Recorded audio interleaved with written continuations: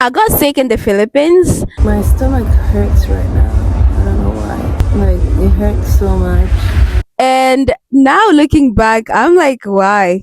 Anyways, I feel like as a solo traveler, getting sick is one of those fears where I've always had. I kind of was like, oh my God, you can always get sick. And I know for me, I'm not a person who gets sick often. Like, throughout of the year, maybe I would just visit a doctor once. And usually it's not even because I'm sick of like big thing. It's usually just like, oh, maybe I'm just itching somewhere, or like I need to see a doctor for this and for that. But it's never anything serious, really. So I'm not really someone who gets sick often. So traveling as well, I never really think of like, oh, I'm gonna get sick, or like, oh, this will happen and I'm gonna get sick and this will happen. So things like that for me, I don't really like to think about them, but I know it's a reality. Our body can really fail us, and our body can just, decide to do whatever, and now you're here struggling, and even though you did not plan for it, but that's who you are. So it's human. And for me, get getting sick, I don't think getting sick scares me. What actually was scaring me as a solo traveler when I was thinking of getting sick, I think was just like getting sick away from home. And if you can relate, like when I'm home and I'm sick, like I have my siblings, my mom is here. So, like, if I get sick, I can always call on one of them and they can be able to help for me, whatever I need. Maybe I need water, and maybe I need, things like that. But when I'm traveling solo, most of the time it's like I don't really know the people there. Like I was in the Philippines when I got sick, and I didn't know people, even though I knew the stuff that I would like where I was staying, I knew the stuff and people like that. But also in the middle of the night, you really don't want to be waking up people to just, I don't know, for me, it's just something that I'm just like, this feels so personal, it feels so intimate, and maybe I need to check into that. But anyways, talking of getting sick, so I got sick in the Philippines, and thank God it was not anything serious. It really was not. At the time when I started getting sick, I felt like, oh, this feels serious. And I didn't know, I just had a like my stomach was hurting so much. I had a stomach ache, and my stomach was hurting so much. And let's say I started feeling that on Wednesday. So Wednesday night, right after dinner, I started feeling that. And I was like, what is this? Is this something I ate? This is literally, I actually had a sniso chicken from the place that I usually have. And I was like, I always have this, like, this is not my first time, it's not first time ever having to try this meal. So what did I have? And then I started looking in the more, like, from the morning, from the lunch, like breakfast, lunch and dinner, like what did I have for me to be feeling like this? So I was just like, I don't know. So I looked and I was like, everything that I actually had, I've already had it. I realized I had like those Japanese coins. I've had Japanese coins before. And then I've had like the it's called like puto. It's like a rice cake kind of snack. It's a Filipino snack, and I've had that, and I love that. Actually, I love puto. So finding out, I was like, oh my god, is this what caused it? Like, I don't know. And for dinner, I had rice and miso chicken. So I was really like contemplating to know what did I eat that actually caused this stomach to hurt. So it went like that, and I started having like, I felt like I need to do number two, but for some reason number two was not coming out. And I was just like, what is this? Like, I spent the whole night like that. Like, the whole night was just hurting, and I feel like, oh, I think I slept around like 6 a.m. in the morning. And when I woke up around like 9, I was feeling good. Like by 9, by 10. And I remember I had to work at 11. And I was okay. Like I showered and now I'm feeling good. The whole day I was also feeling good. I went to the gym literally in the evening of that because I was just like, oh, maybe it was just one thing, like a one day thing, so it literally did not bother me at all the first night, the first day. And then the next night again, literally Thursday night, my stomach started hurting. Instead of starting hurting in the like hurting at night, it actually started around like 6 a.m. So this is already like waking up on Friday and it's 6 a.m. and I'm like, I have work at 11. Let's see if the stomach is gonna continue. And it continued like that, and I was like, nah, this is not okay. I need to go see the doctor. The pain I was feeling the other night came back again this morning, so I had to come to the hospital because I'm just like, I don't want it to get worse. So of course I went to the clinic. At this time I just told the receptionist like, "Oh, I'm not feeling well. I think I'm just going to go and see what's wrong to the doctor." But I was not feeling okay. Like my stomach was hurting so much.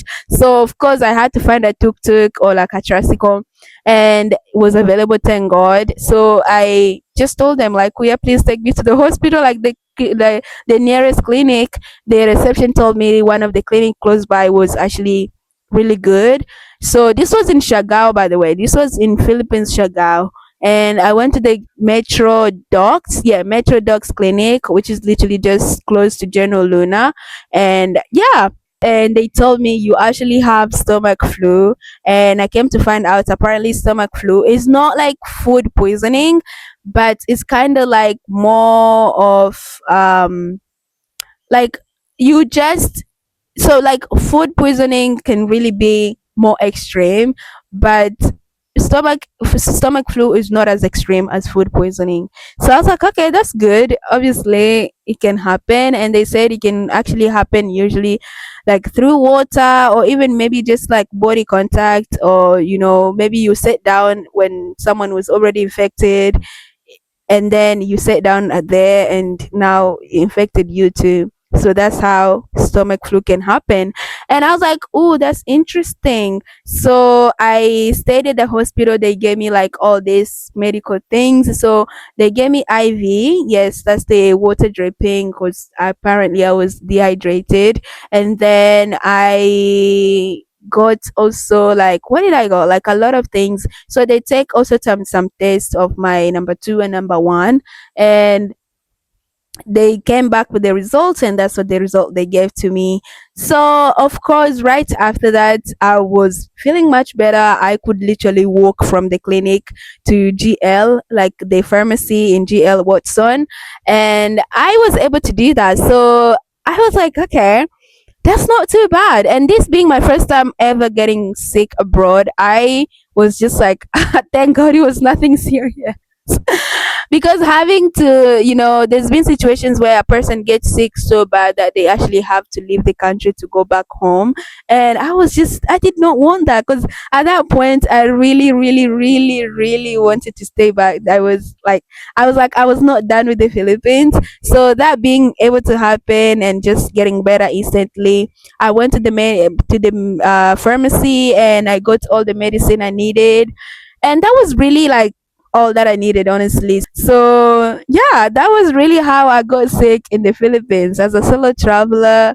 That's always used to be my fear, but now I'm just like, okay, it can happen.